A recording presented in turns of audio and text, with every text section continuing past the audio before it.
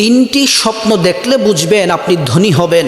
যদি আপনি ঘুমের মধ্যে তিনটি স্বপ্ন যদি আপনি দেখতে পান, তাহলে আপনি মনে করবেন অতি দ্রুত আপনি ধনী হচ্ছেন। আল্লাহ তাআলা আপনাকে সম্পদ দান করবে, সেটা দুনিয়ার সম্পদ এবং আখিরাতের জান্নাত আল্লাহ তাআলা আপনাকে দান করবে। যদি আপনি ঈমান এবং মুত্তাকি যদি হন, আল্লাহকে রাজি খুশি যদি আপনি করতে পারেন।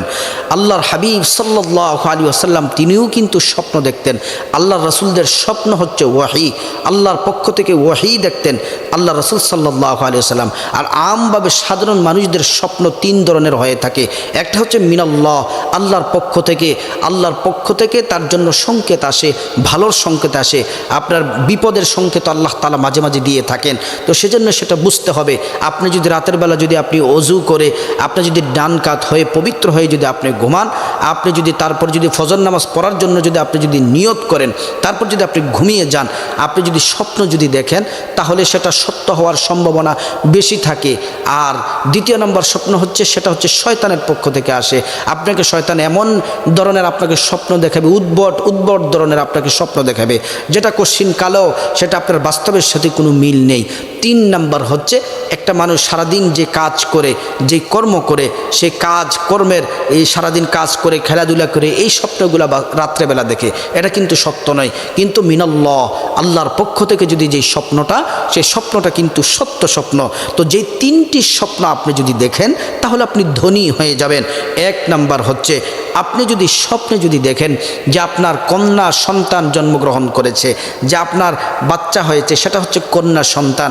যদি এমন স্বপ্ন যদি আপনি দেখেন, তাহলে দুনিয়াতে আল্লাহ তাআলা আপনাকে রিজিক দিবেন, আল্লাহ তাআলা আপনাকে ধনী বানিয়ে দিবেন।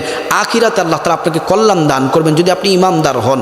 আল্লাহর হাবিব সাল্লাল্লাহু আলাইহি ওয়াসাল্লাম তো বলেছেন, তোমরা কন্যা সন্তানদেরকে তোমরা ভালোবাসো, মোহাব্বত করো, তাদেরকে যত্ন করো, তাদের যা প্রয়োজন সব কিছু তাদের পূরণ করো। আল্লাহ রাসূল তো কন্যাদেরকে বেশি মোহাব্বত করতেন, ভালোবাসতেন।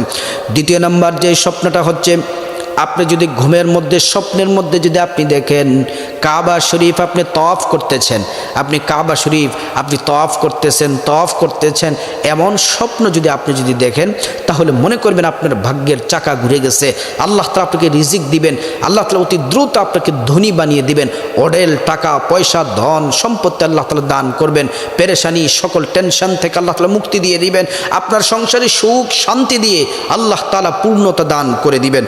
তিন নাম্বার হচ্ছে, আপনি যদি স্বপ্নের মধ্যে যদি দেখেন যে আপনি নামাজের ইমামতি আপনি করছেন, নামাজের ইমামতি করতে দেখলে তাহলে মনে করবেন যে আপনি দ্রুত ধনী হয়ে যাবেন। আপনার টাকা পয়সা আল্লাহ রাব্বুল আলামিন দান করবে, আপনাকে আল্লাহ তাআলা পছন্দ করেন, আল্লাহ তাআলা আপনাকে রিজিক দিবেন, অতি অল্প সময় আপনি ধনী হয়ে যাবেন। যদি আপনি ঘুমের মধ্যে আপনি যদি রাতে ওযু করা অবস্থায় ডান কাত হয়ে রাসূলের সুন্নাহ মেনে যদি আপনি ঘুমিয়ে যান আর এই স্বপ্নগুলো যদি দেখেন, তাহলে মনে করবেন আপনার ভাগ্যের চাকা ঘুরে গেছে। আল্লাহ রাব্বুল আলামিন সকলকে দুনিয়া আখিরাতের ধনী বানিয়ে দিক।